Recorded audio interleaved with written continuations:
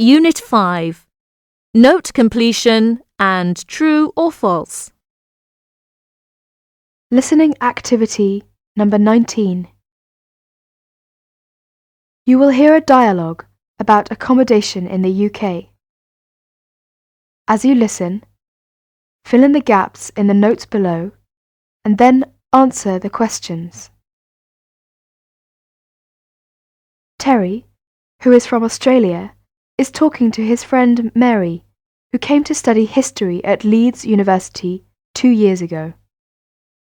He is asking her about accommodation. So do you have to pay the rent weekly or monthly? Well, usually monthly, but sometimes weekly. If it's weekly, then you have to pay it in advance on a fixed day of the week. Then, if you want to leave, you have to tell your landlady or landlord 1 week in advance on the day of the week on which you pay your rent. Oh right, so that's 1 week's notice. What about monthly payment? If you pay your rent monthly, you usually have to give 1 month's notice. But if you have furnished accommodation, or you don't get any meals, then legally you have to give 1 month's, even if you're paying weekly. So it is really important to have a definite arrangement with your landlady at the beginning of your tenancy, so you know the exact amount of notice you have to give. The same applies to the landlady if she wants you to leave. She has to give you either a week or a month's notice, whatever she decided. You usually have to pay a deposit too. If you do, you should make sure that you know exactly what it is for. So I have to pay a deposit whenever I move to a new place then? Yeah, most landladies ask for a deposit against damage, or in lieu of notice. What do you mean? You know, if you have to leave without giving the required amount of warning. Or sometimes the deposit's on the key, which is returnable when you give it back when you come to leave. That sounds fair enough. You should really get a receipt for any deposit you pay, because it'll probably say what it's for. Oh, and you should also make sure that you have a rent book or some sort of receipt for your rent. If your landlady doesn't give you one, get one yourself and make sure that she signs it when you pay. Why is that? Well, you know, some students have had some trouble with paying their rent. Sometimes the landlady may say that you didn't pay, or something, so it is good to have a rent book to have proof. Okay, so that's pretty important. Yes, and quite often there are house regulations written in the back of the rent book, or sometimes displayed somewhere in the house. They may well be a part of your contract of tenancy, so make sure you check them. What happens if I want to share a room with a friend? Will that be allowed? Well, if you have a single room, it should only be used by one person. If you want to share, you have to ask your landlady's permission, so it really depends on her. Do I have to sign any contract or agreement with the landlady? Yeah, sometimes, especially if you're living in self-contained accommodation. Make sure you read it really carefully, as it'll be legally binding, and you'll have to pay rent for as long as the agreement says. You can get legal advice if you're not sure about anything. Oh, and get a copy of it too. Okay, thanks for your help. It'll be really useful, I'm sure.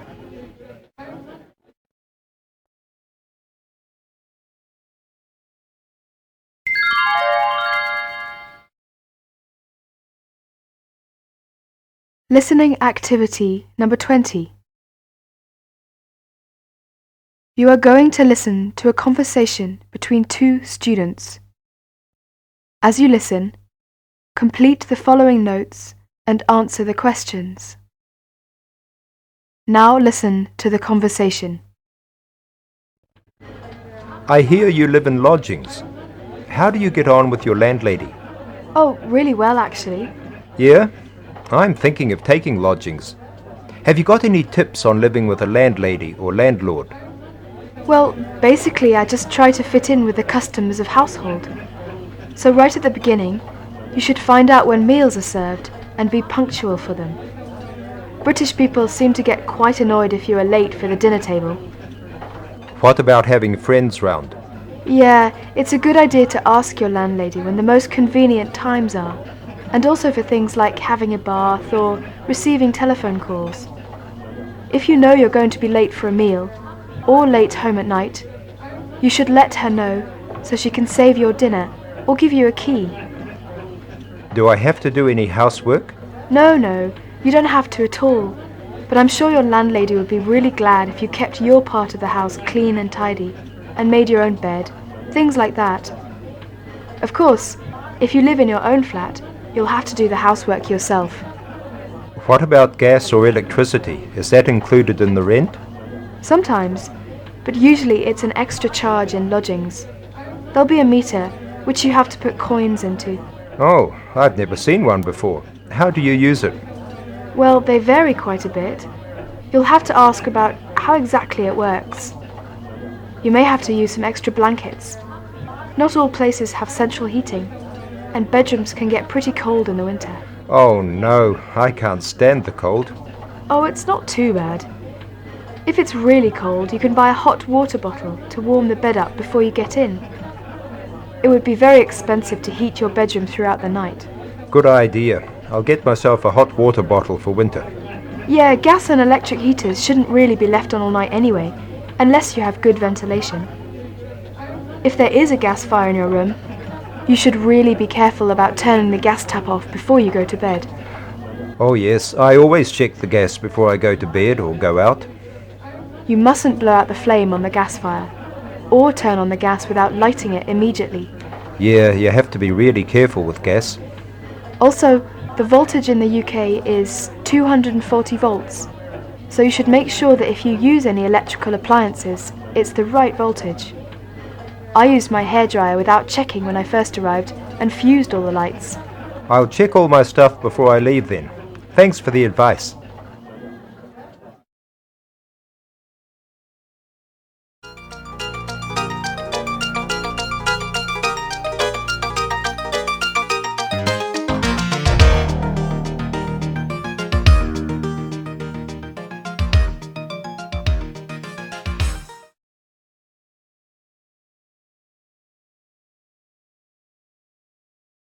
Unit 6.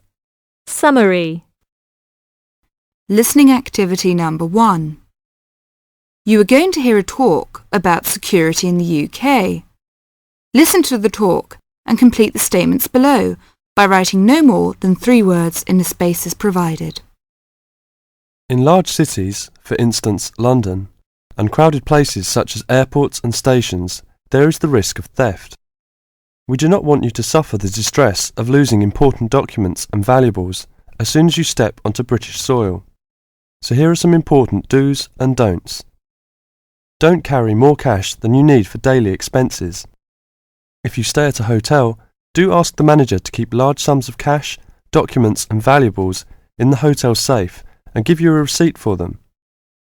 This is a free service. If cash is stolen, it is very unlikely to be recovered.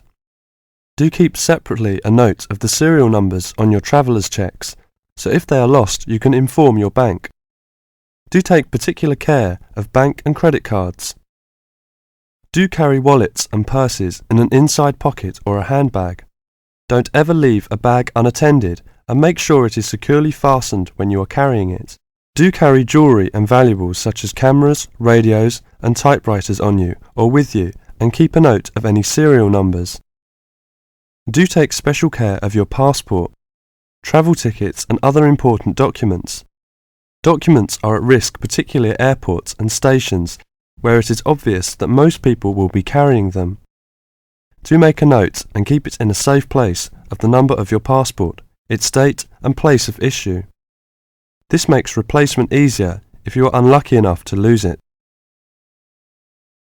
If you don't want to carry heavy luggage around with you, you can leave it in a luggage office at most large stations and pick it up later.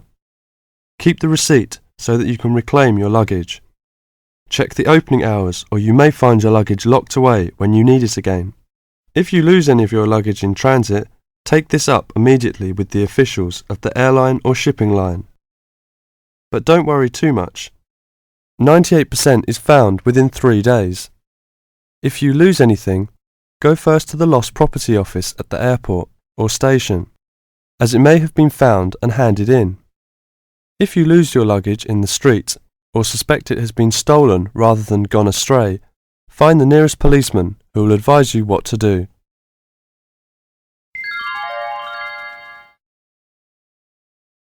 Listening activity number 2. You're going to hear a lecture on some useful information for your travelling around Britain.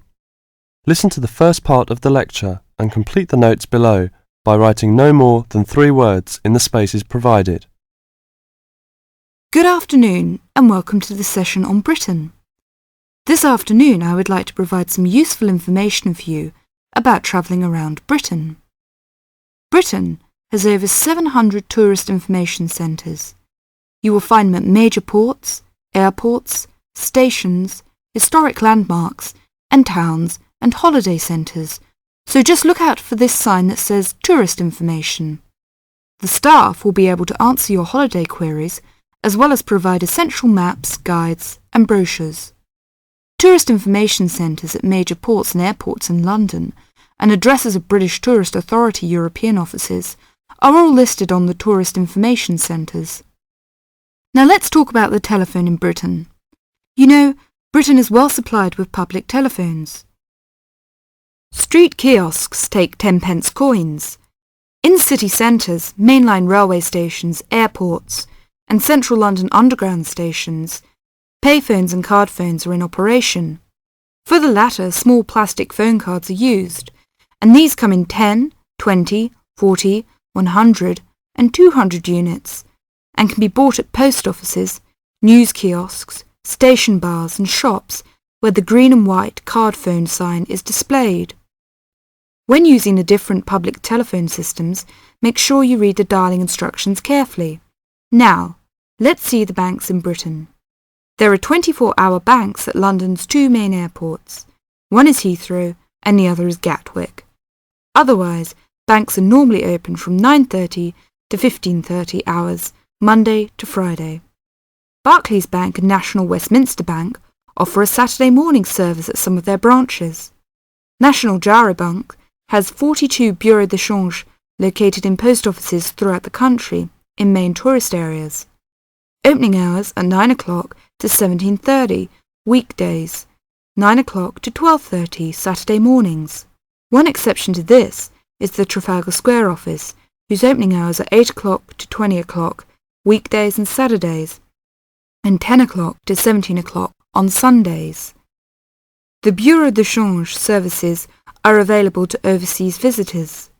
Visitors can change their money there. You can also change money at Bureau de Change, large hotels, department stores and travel agents.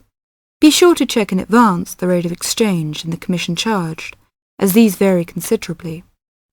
Wherever possible, you are advised to use a bank or Bureau de Change, which conforms to the BTA Code of Conduct.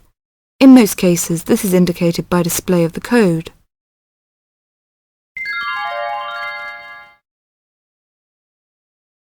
Listening activity number 3. Now listen to the second part of the lecture. As you listen, complete the notes below by writing no more than 3 words in the spaces provided. Now let's turn to shopping, which may interest you more. In general, shops open at 9 o'clock in the morning and close at 5:30 in the afternoon. In country towns and quieter suburbs, smaller shops close for an hour at lunchtime, and once a week there tends to be an early closing day when most shops shut during the afternoon. Many cities have a late night once a week when shops stay open until approximately 8 o'clock in the evening. You should ensure that anything you bring into the country, such as travelling irons, heated rollers, hairdryers and electric shavers, can be used on the standard British voltage, which is 240 volts, 58 Z. Many hotels will, on request, be able to supply adapters for electric shavers. When you travel, you may want to send postcards home. Stamps can be bought at post offices throughout Britain.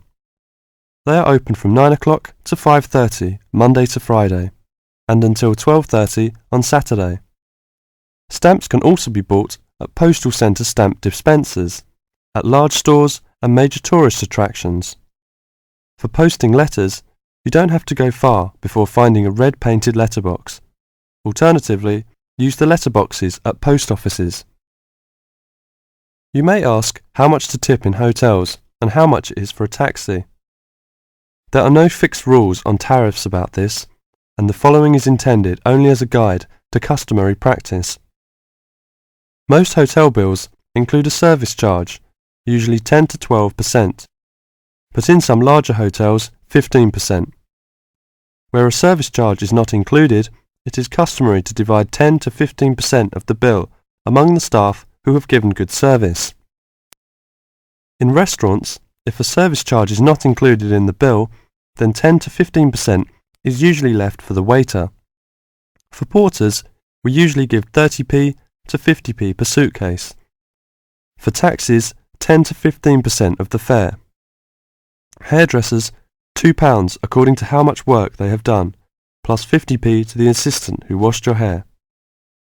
If you drive in Britain, you should remember to drive on the left and overtake on the right. The wearing of seatbelts is compulsory for the driver and front seat passengers. Now let's talk about full details of Britain's road regulations. A copy of the Highway Code can be obtained from offices of the Automobile Association, AA, or Royal Automobile Club, RAC, at most ports of entry. These two motoring organisations can also provide plenty of helpful information to all motorists. Contact AA. Telephone is 01 854 7373, 24-hour service. RAC telephone is 0304 204 256, 24-hour service. For something more serious, telephone operators will give you the telephone number and address of a local doctor's surgery. Alternatively, you can go to the casualty department of any general hospital or, in the case of severe emergency, dial 999. 999 is free. Remember, unless you belong to a European Community country or one with which the UK has reciprocal health arrangements, you will be charged for the full cost of medical treatment in Britain, except in the case of accidents or emergencies requiring outpatients treatment only. It would therefore be wise to take out full medical insurance before leaving home.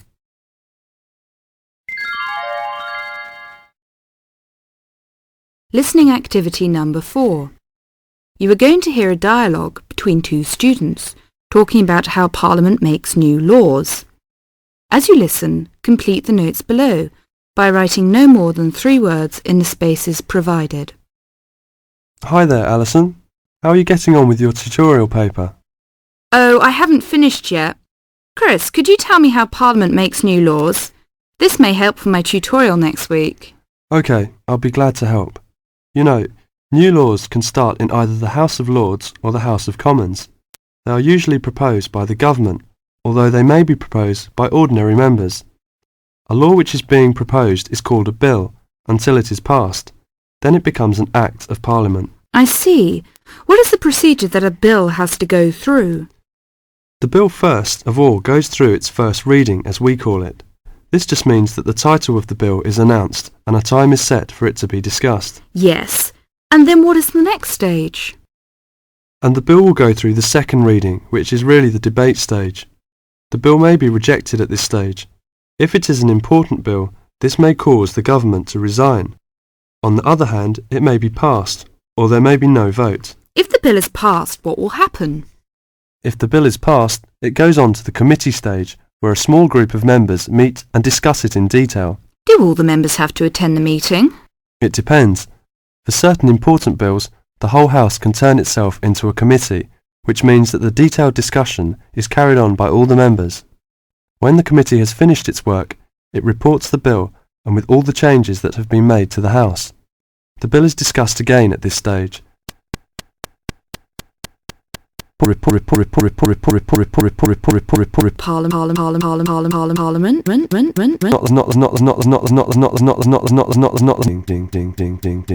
Detail. Do all the members have to attend the meeting? It depends. For certain important bills, the whole House can turn itself into a committee, which means that the detailed discussion is carried on by all the members. When the committee has finished the House to the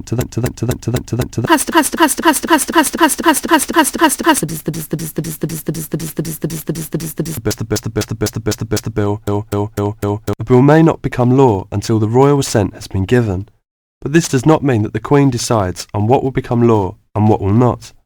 It is understood that the Queen will always accept bills which both houses have passed. When the Queen gives her assent, the bill becomes an act, and everyone that it affects must obey the new law. I see. Thank you for all that information.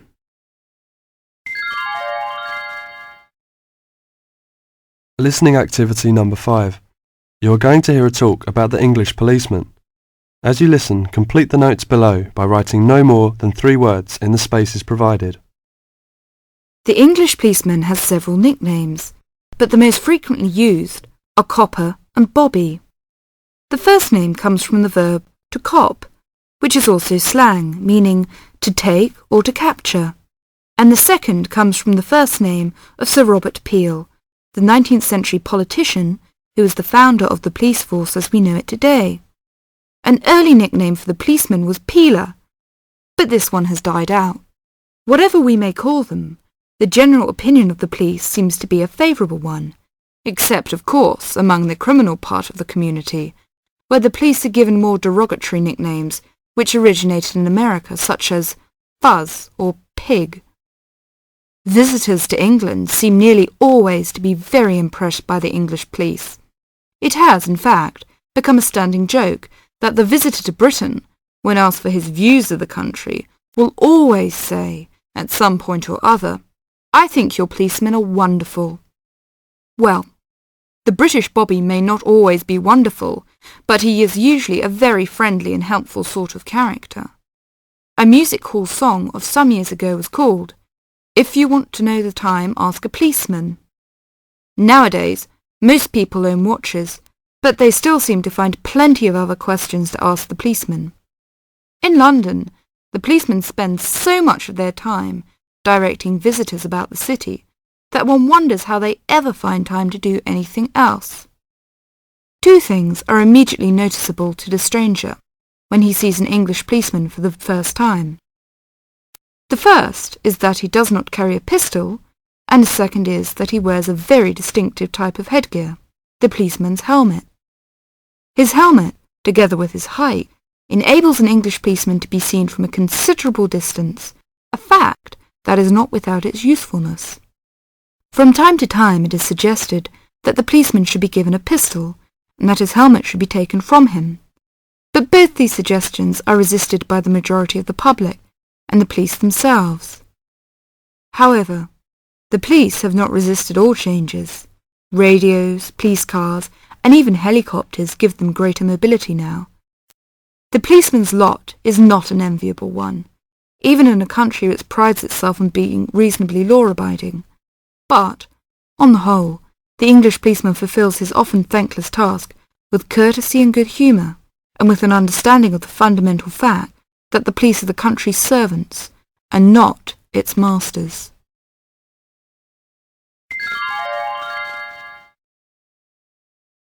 Listening activity number 6. You are going to hear a short talk about the banks in Britain. As you listen, complete the statements below by writing no more than 3 words in the spaces provided. Good afternoon, everyone.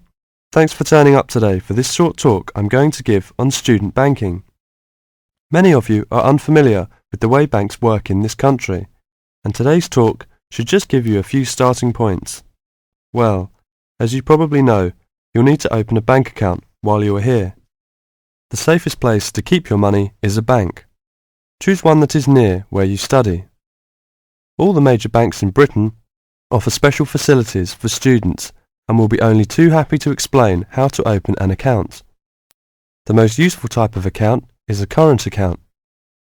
You can pay in money received in any form and then draw it out when you need it by using your checkbook.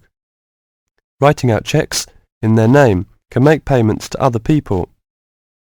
If you want to draw out cash for yourself, Make the cheque payable in your own name or to cash. A cheque crossed with two parallel lines is even safer, as it must be paid into a bank account. Payment by crossed cheque has the added advantage that when the person to whom you have given the cheque presents it at a bank, it will eventually come back to your bank and provide proof of payment. Most people now ask their bank to supply only ready crossed cheques. Most banks don't make charges if you keep more than a certain amount of money in your account. However, you shouldn't overdraw on your account, that is, withdraw more money than you have in without the bank's permission. If you borrow money from the bank, there will be an interest charge. You will also have to pay a small charge to convert foreign currency paid into your bank into sterling. If you have more money than you need for month-to-month expenses, it is a good idea to open a deposit account for some of it, where it can earn interest. This interest is taxable, but if your bank knows that you are not normally resident in Britain, then you do not pay tax on it. You can't pay by cheque on a deposit account, and to withdraw money you should give the bank 7 days' notice, or you'll lose 7 days' interest. When you have established yourself as a satisfactory customer with the bank, they can issue you a cheque card. This is really an identity card, which guarantees that correctly written cheques up to the value of £50 will be honoured by the bank. A cheque card can be very useful, as many shops and enterprises, particularly in London and the cities, will not accept a cheque unless a cheque guarantee card backs it. You can also use it with your chequebook to draw up to £50 cash from almost any bank in Britain. If you also ask for an Euro cheque card, this can be used in the same way to draw cash from most banks in Europe. Many banks provide dispensing machines, generally set in the wall of the bank outside, where you can draw cash when the bank is crowded or closed. Provided you are a satisfactory customer, the bank can issue you a cash card which allows you to draw up to £100 a day.